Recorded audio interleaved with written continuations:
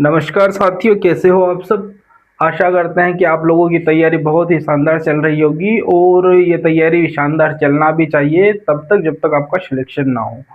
हमारी आज की अर्थव्यवस्था की क्लास रहने वाली है और ये क्लास लगभग 60 से 70 दिन चलने वाली है। तो आप लोग 60 से 70 दिन के लिए तैयार हो जाइए, क्योंकि हमारा साथ लगभग 70 दिनों का रहेगा अर्थव्यवस्था की क्लास में। और फिर इसके बाद अलग दूसरे सब्जेक्ट भी लेके आएंगे, अगर आप उन्हें पढ़ना चाहो तो पढ़ सकते हो।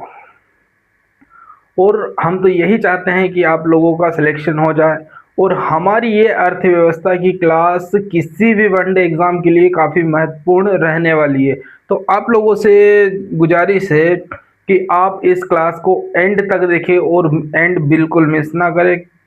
क्यों? क्योंकि एंड तक सारी चीज़ें आपको समझ में आएगी।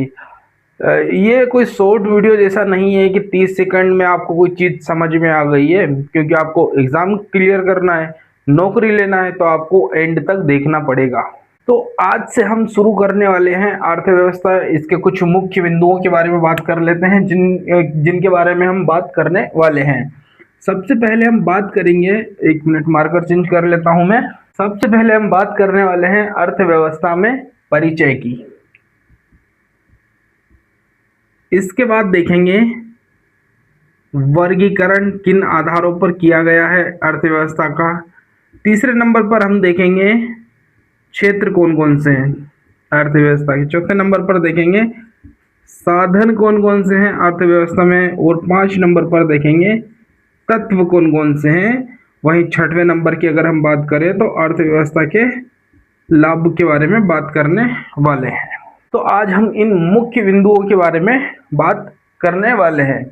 सबसे पहले अगर हम परिचय की बात करें तो अर्थव्यवस्था की परिभाषा क्या कहती है। अर्थव्यवस्था की परिभाषा कहती है कि सीमित संसाधनों में अधिक से अधिक वस्तु या सेवा का उत्पादन करने की प्रोसेस को ही अर्थव्यवस्था कहा जाता है।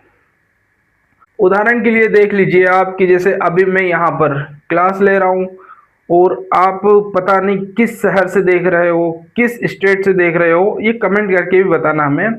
लेकिन हमारी ये क्लास आप किस शहर से देख रहे हो, किस स्टेट से देख रहे हो, ये कमेंट करके बताना। अब यहीं पर आप समझो कि मैं कम संसाधन है, क्योंकि मैं अलग शहरों में नहीं जा सकता, अलग राज्यों में नहीं जा सकता। तो इसीलिए ये एक प्रकार की सेवा प्रदान कर रहा हूँ इंटरनेट के माध्यम से। इससे जो हमारी अर्थव्यवस्था की परिभाषा में बिल्कुल फिट बैठती है, बिल्कुल एक सटीक बैठती है। कैसे?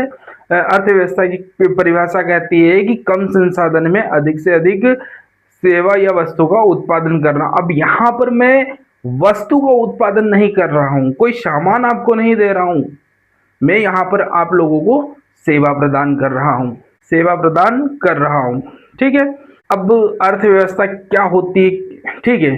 अब जैसे आप लोग सुबह उठते हो, दूध लेने जाते हो, सब्जी लेने जाते हो, या कुछ काम हुआ तो आप बाहर जाते हो। किससे जाते हो? बाइक से जाते हो। जब बाइक से जाओगे तो बिना पानी के तो चलेगी नहीं बाइक, तो आप लोगों को पेट्रोल डलवाना पड़ेगा, पेट्रोल।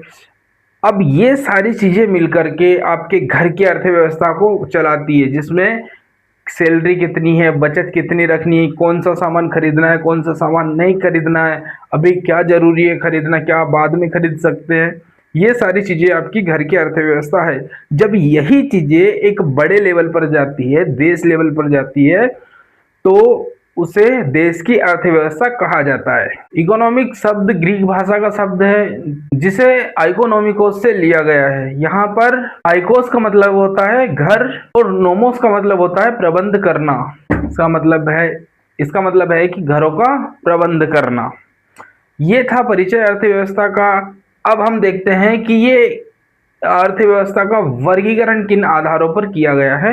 तो हम वर्गीकरण की बात कर लेते हैं। तो वर्गीकरण 3 आधारों पर किया गया है अर्थव्यवस्था का। पहला वर्गीकरण किया गया है विचारधारा के आधार पर। किसके आधार पर? विचारधारा के आधार पर। दूसरा हमारा वर्गीकरण किया गया है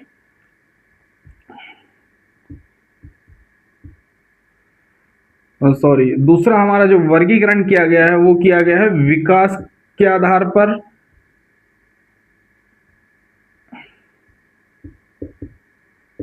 आधार पर, और तीसरा किया गया है वैश्विक संबंधों के आधार पर।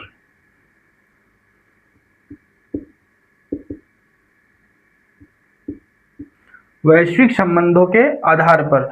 विचारधारा के आधार पर कितने प्रकार से वर्गीकरण किया गया है? तो विचारधारा के आधार पर 6 प्रकार से वर्गीकरण किया गया है। कौन कौन से 6 प्रकार है? अगर आप लिखना चाहो तो लिख लो। पहला है पूंजीवादी अर्थव्यवस्था, दूसरा है समाजवादी अर्थव्यवस्था। जब ये दोनों अर्थव्यवस्था मिलकर के एक देश में काम करती है तो तीसरी अर्थव्यवस्था बन जाती है मिश्रित अर्थव्यवस्था। मिश्रित अर्थव्यवस्था। इसके बाद चौथे नंबर पर आती है हमारी, इसके बाद चौथे नंबर पर आती है हमारी कृषक या अविकसित अर्थव्यवस्था। 5वें नंबर पर आएगी औद्योगिक अर्थव्यवस्था। 6वें नंबर पर आएगी सेवाएं अर्थव्यवस्था। तो सबसे पहले हम बात करते हैं पूंजीवादी अर्थव्यवस्था की। क्या होता है पूंजीवादी अर्थव्यवस्था? क्या होता है पूंजीवादी अर्थव्यवस्था? पूंजीवादी अर्थव्यवस्था एक ऐसी अर्थव्यवस्था है जिसमें किसी भी सेवा या वस्तु का उत्पादन करना और उसका सारा नियंत्रण और उसका सारा जो नियंत्रण है, कंट्रोल है, वो एक निजी व्यक्ति के हाथ में होता है। इसमें सरकार किसी प्रकार से कोई हस्तक्षेप नहीं करती है। तो इस प्रकार की जो व्यवस्था होती है उस व्यवस्था को ही पूंजीवादी अर्थव्यवस्था कहा जाता है। इसका मतलब, इसका उदाहरण देखते हैं। आप इसे एक उदाहरण की सहायता से समझते हैं। जैसे मैंने ये मार्कर का कारखाना लगाया है।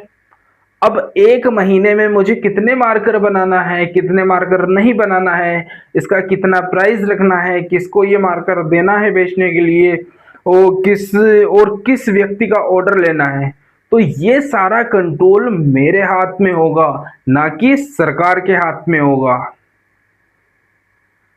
इसमें सरकार किसी प्रकार से कोई हस्तक्षेप नहीं कर सकती है कि आप इतने मार्कर का उत्पादन नहीं कर सकते या आप इतनी सेवा का उत्पादन नहीं कर सकते। इस प्रकार से कोई हस्तक्षेप नहीं कर सकती है सरकार। और एक चीज ही, आप उन्हीं वस्तु या सेवा का उत्पादन कर सकते हो जो लीगल हो।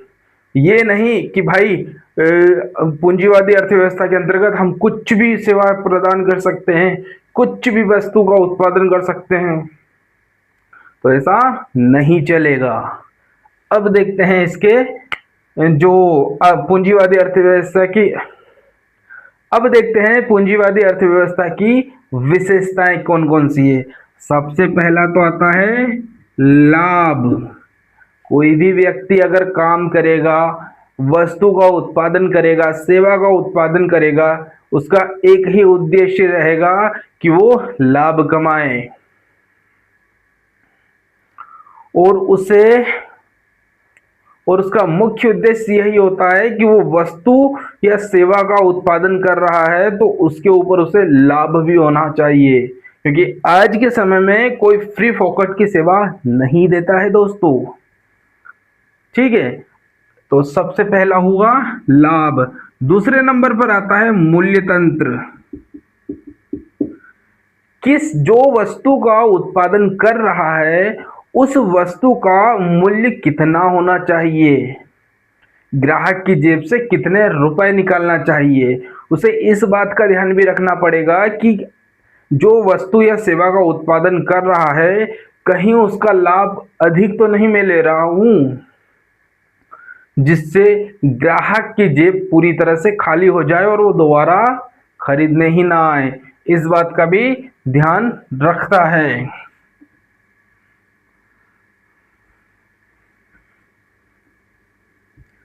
तीसरा आता है चयन की स्वतंत्रता।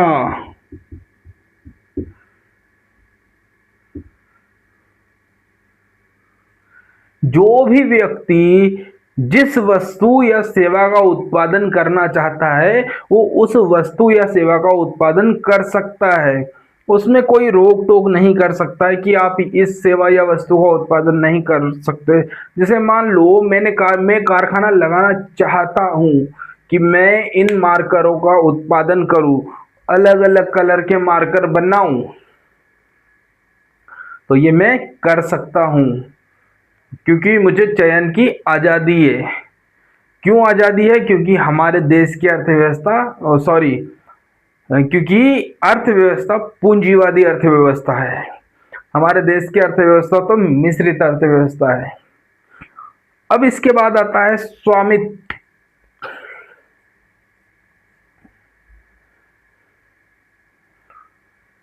चौथे नंबर पर आता है स्वामित्व।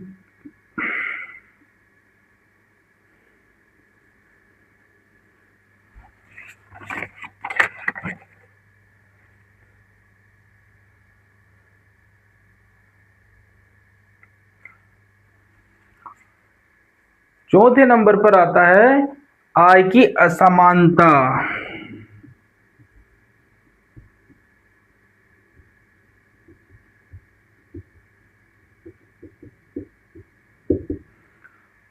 दोस्तों, कोई भी व्यक्ति अगर बिजनेस करता है, उद्योग करता है, तो उसमें आय का कोई अनुमान नहीं लगा सकता है कि उसे इस महीने में कितना प्रॉफिट होने वाला है, कितना लाभ होने वाला है। या हो सकता है कि किसी महीने में, किसी साल में उसे नुकसान भी हो जाए, लेकिन यहां पर लाभ की कोई समानता नहीं है कि वो कितना लाभ कमा सकता है। ठीक है, तो चौथे नंबर पर ये आता है। पांचवें नंबर पर आएगा कि जो मालिकाना हक रहेगा वो उस निजी व्यक्ति के पास होगा, वो उसके हिसाब से कंट्रोल करेगा। तो ये थी हमारी पूंजीवादी अर्थव्यवस्था की विशेषताएं। अब देखते हैं समाजवादी अर्थव्यवस्था। समाजवादी अर्थव्यवस्था बिल्कुल पूंजीवादी अर्थव्यवस्था की विपरीत अर्थव्यवस्था है। कैसे? क्योंकि यहाँ पर सारी सेवा और जो वस्तुओं का उत्पादन है वो सरकार के द्वारा किया जाता है। सरकार तय करती है कि किस वस्तु या सेवा का उत्पादन करना है, और सरकार तय करती है कि इस वस्तु के लिए कितना मूल्य होना चाहिए, कितनी सब्सिडी देना चाहिए। ये कौन तय करता है? तो ये सरकार तय करती है।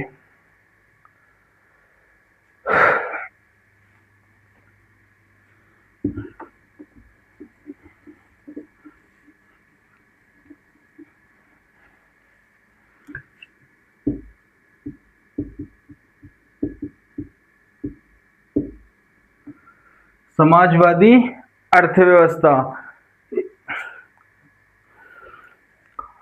अब इसमें जैसे कि किसी भी, अगर मान लो सरकार चाहती है कि पुलिस भर्ती निकालनी है, तो इस पुलिस भर्ती एक प्रकार की सेवा है। तो इस सेवा के लिए कितनी योग्यता होनी चाहिए, कितनी योग्यता नहीं होनी चाहिए, किस पद के लिए कितना वेतन देना चाहिए, और किस पद के लिए कितना क्वालिफिकेशन चाहिए, ये सारा का सारा कौन तय करता है? ये सरकार तय करती है।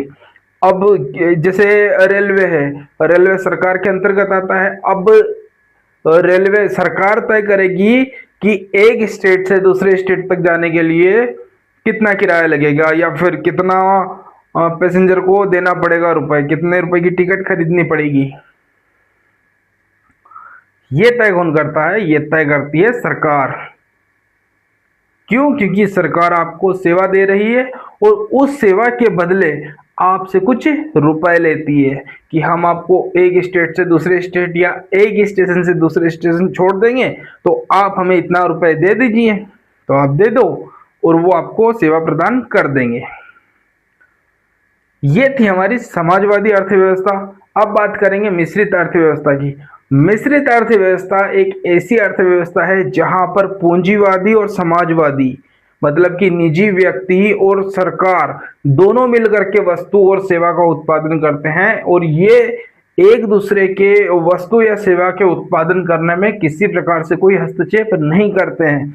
हमारे देश की अर्थव्यवस्था की बात की जाए तो मिश्रित अर्थव्यवस्था है। यहाँ पर सरकार के द्वारा भी वस्तु और सेवा प्रदान की जाती है, उत्पादन किया जाता है उनका, वहीं पर निजी व्यक्ति के द्वारा भी वस्तु और सेवा का उत्पादन किया जाता है। उदाहरण के लिए रेलवे है।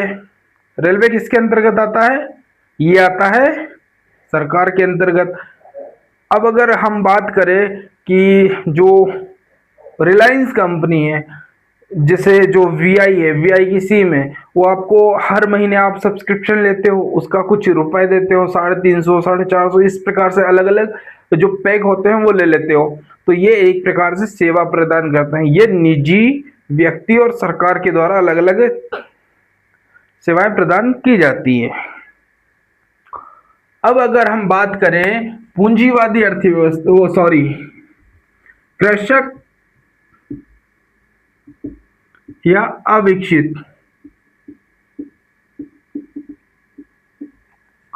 कृषक या अविकसित अर्थव्यवस्था उस अर्थव्यवस्था को कहा जाता है जहां पर देश की कुल अर्थव्यवस्था में 50% से अगर इस अर्थव्यवस्था का योगदान होता है तो उस देश की अर्थव्यवस्था को कृषक या अविकसित अर्थव्यवस्था कहा जाता है। इसके अंतर्गत कौन कौन सी चीजें आती है? पहली तो आएगी गरीबी। अगर उस देश में गरीबी बहुत ज्यादा है तो दूसरा आएगा रोजगार की कमी, रोजगार की कमी। तीसरा आएगा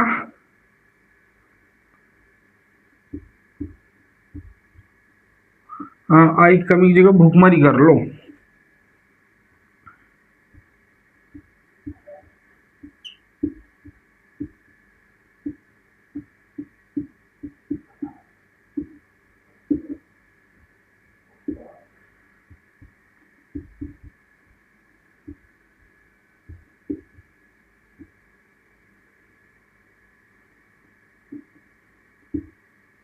तकनीकी कम। अविकसित अर्थव्यवस्था में निम्न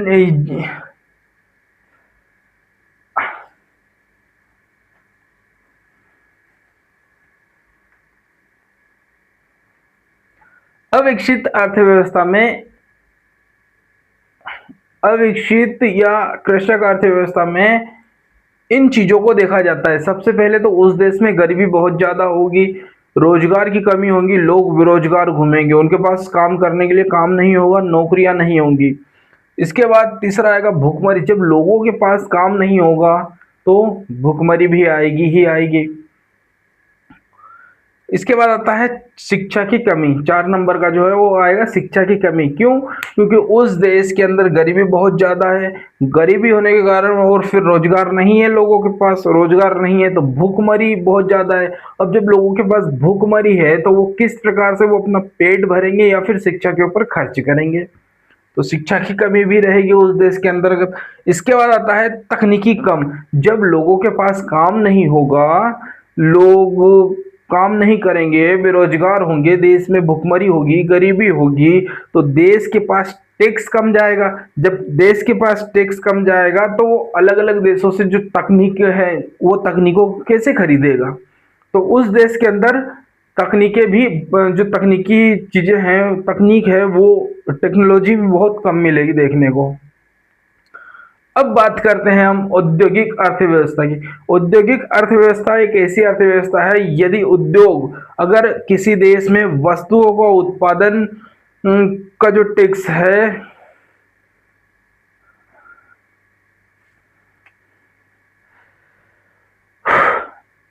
औद्योगिक औद्योगिक अर्थव्यवस्था उस अर्थव्यवस्था को कहा जाता है अगर किसी देश में देश की कुल अर्थव्यवस्था में यदि 50% से अधिक उद्योगों का योगदान है उस देश की अर्थव्यवस्था में, तो उस देश की अर्थव्यवस्था को औद्योगिक अर्थव्यवस्था कहा जाता है। इसका मतलब ये है कि उस देश के अंदर कृषि कम होगी लेकिन उद्योग ज्यादा होंगे, सेवाएं कम होगी लेकिन उद्योग ज्यादा होंगे। क्यों? क्योंकि उस देश किसके ऊपर निर्भर है?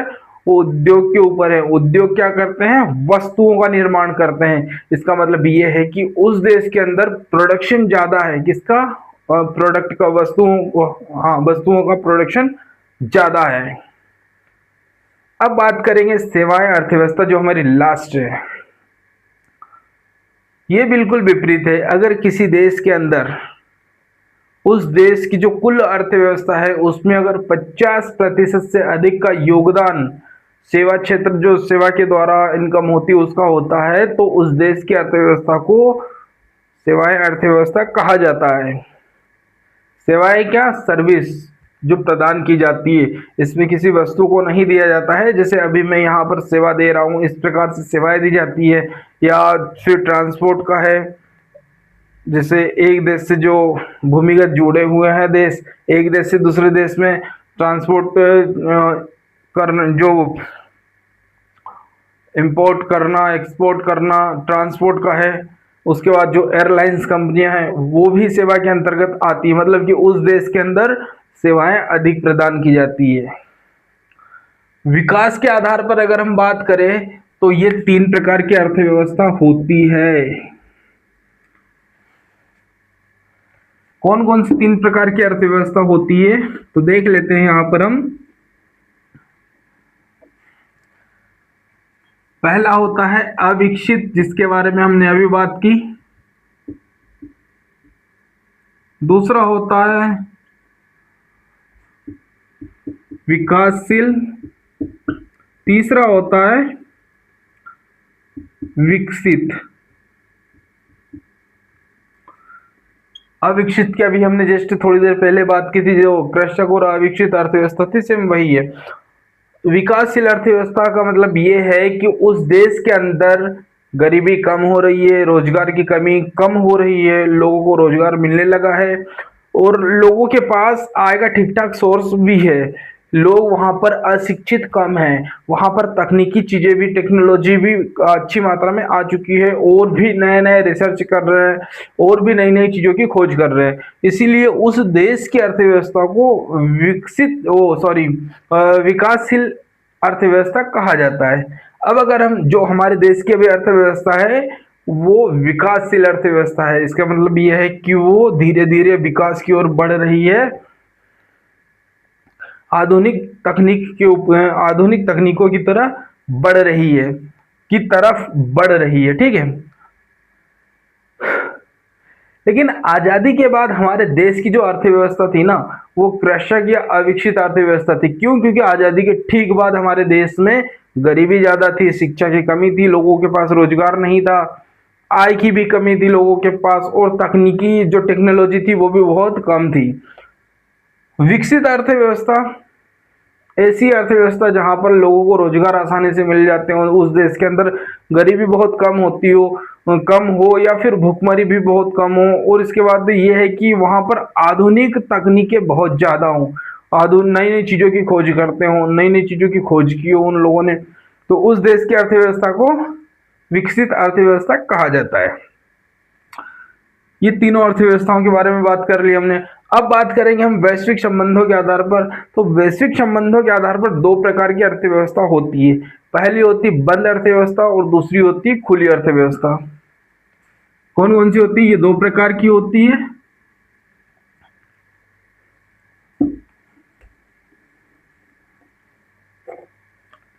पहली होती है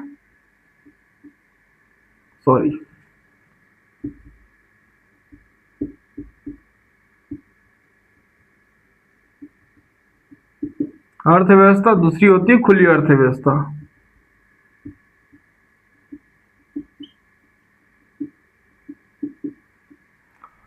बंद अर्थव्यवस्था का मतलब ये है कि उस देश के अंदर चीजों का, जो वस्तु और सेवा है, उनका इंपोर्ट एक्सपोर्ट नहीं होता है।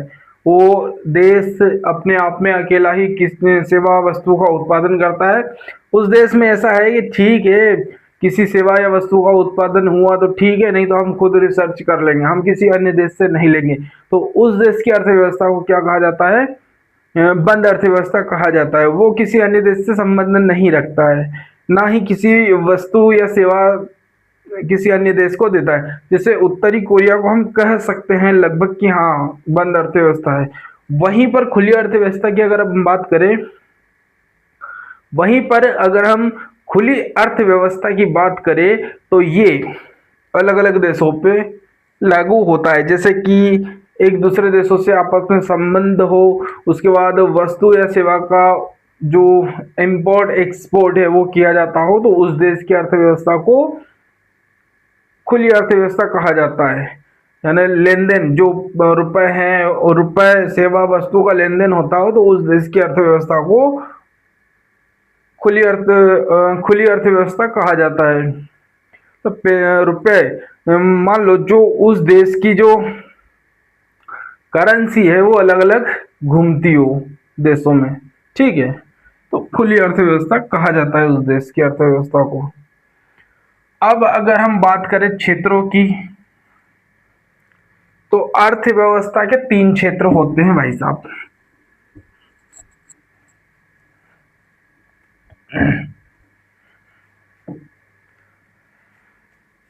इन 3 क्षेत्रों को आसानी से समझ सकते हो आप। ये भाई साहब है किसान, ठीक है, व्यापारी। किसान ने उगाया गेहूं, खरीदा व्यापारी ने, इसका बना दिया इसने आटा।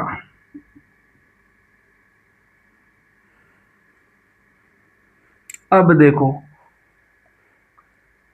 किसान आता है प्राइमरी सेक्टर के अंदर, प्राथमिक क्षेत्र के अंतर्गत आता है। व्यापारी, सॉरी, वो सारी चीजें जो प्राथमिक क्षेत्र के अंतर्गत आती हैं, जब उन्हीं को दोबारा यूज किया जाता है तो वो आता है द्वितीय सेक्टर के अंतर्गत। जो भी प्राथमिक सेक्टर के अंतर्गत आएगा, सॉरी, जो भी द्वितीय सेक्टर के अंतर्गत आएगा वो प्राथमिक सेक्टर का ही होगा।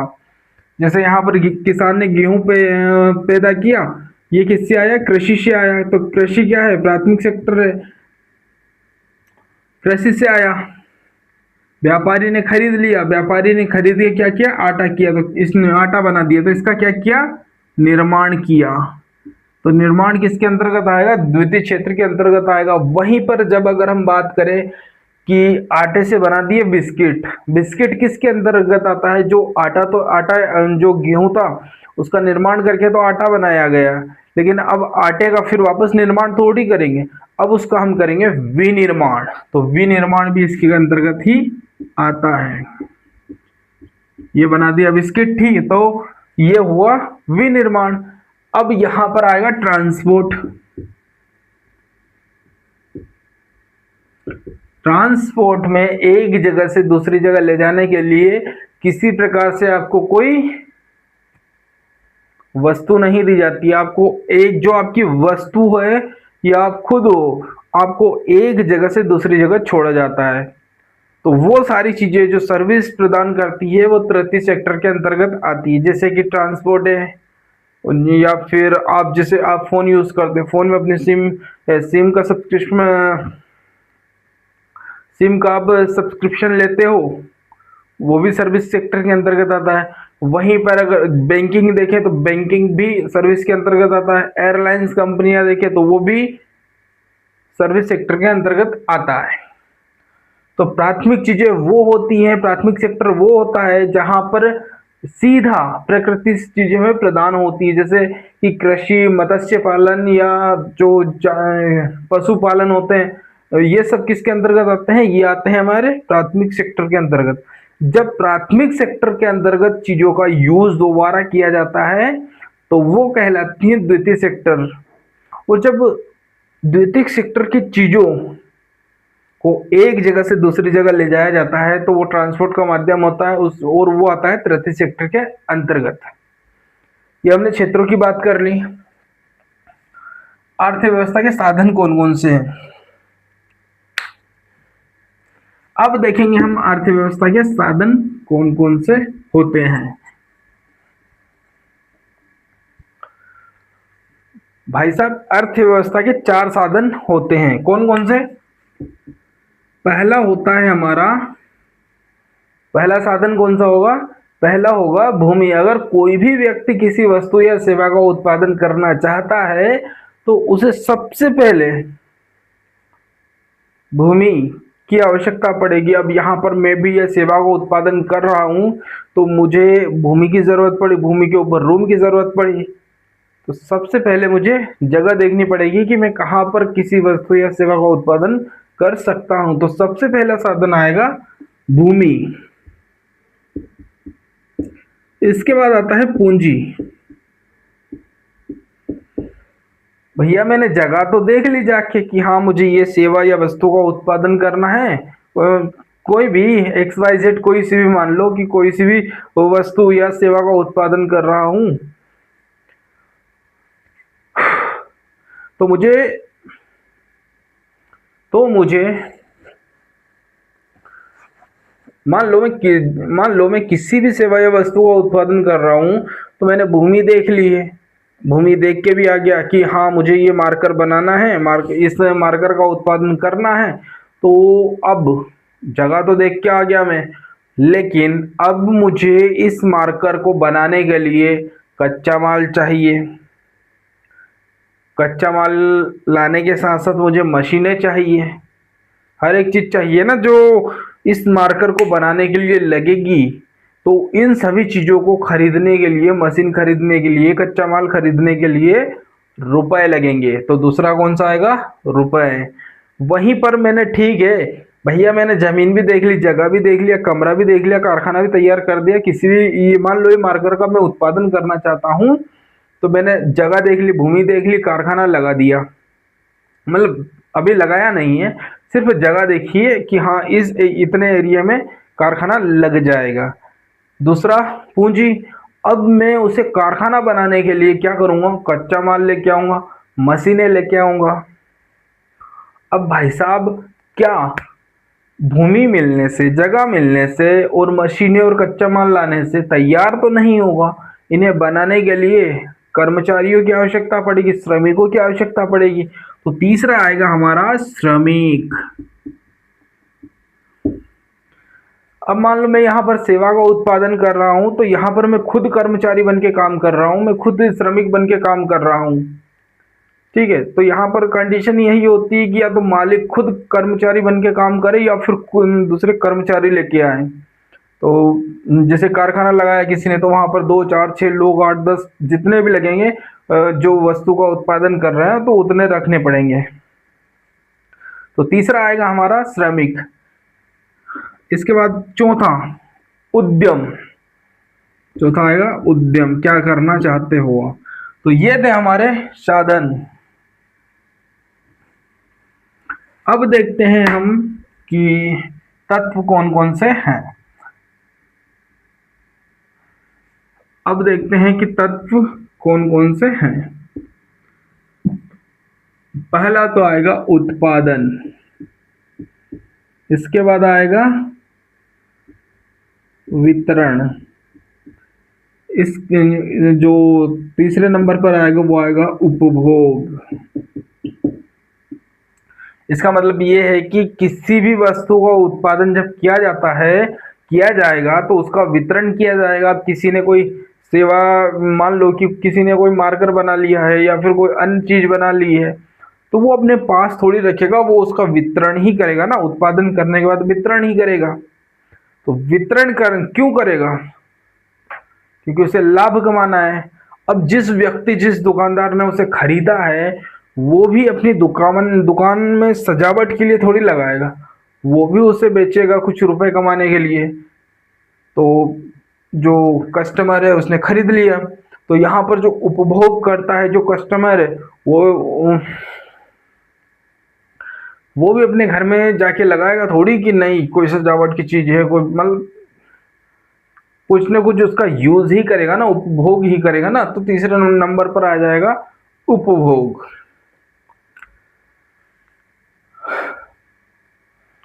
अब बात आती है, अब यहां पर देखते हैं चौथे नंबर पर जो आएगा वो आएगा आय और रोजगार। आय और रोजगार, इसी में इसके लाभ भी आ जाएंगे, अर्थव्यवस्था के कौन कौन से लाभ है।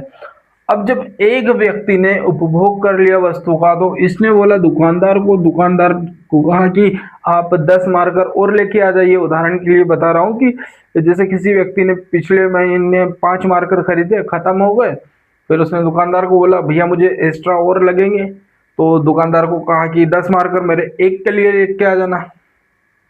तो दुकानदार ने क्या किया, इस एक व्यक्ति के लिए कर लियो उसने 20 की, हो सकता है बीच में कभी और जरूरत पड़े मार्कर की इसे, ऐसे ऐसे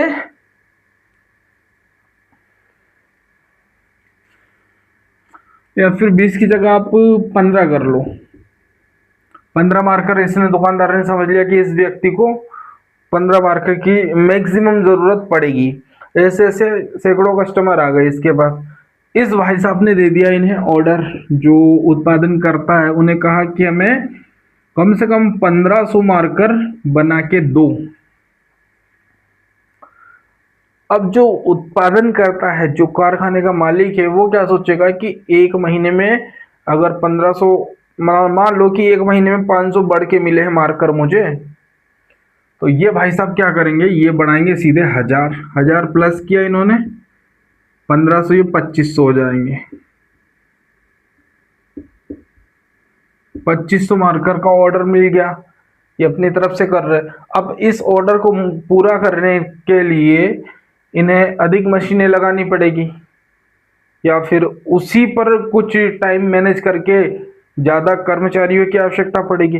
जब कर्मचारियों की आवश्यकता पड़ेगी तो लोगों को रोजगार मिलेगा, लोगों को रोजगार मिलेगा तो लोगों की आय बढ़ेगी।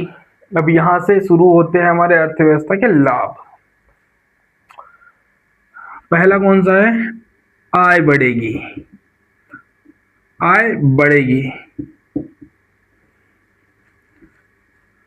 पहला है हमारा रोजगार मिलेगा लोगों को। जब लोगों को रोजगार मिलेगा धीरे धीरे तो क्या होगा, लोगों की आय बढ़ेगी, आय बढ़ेगी।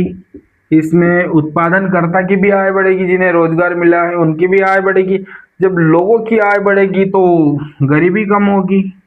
तीसरा लाभ है अर्थव्यवस्था का, गरीबी कम होगी। जब लोगों की गरीबी कम होगी, उनके पास काम आएगा, रुपए आएगा, तो भूखमरी भी कम होगी।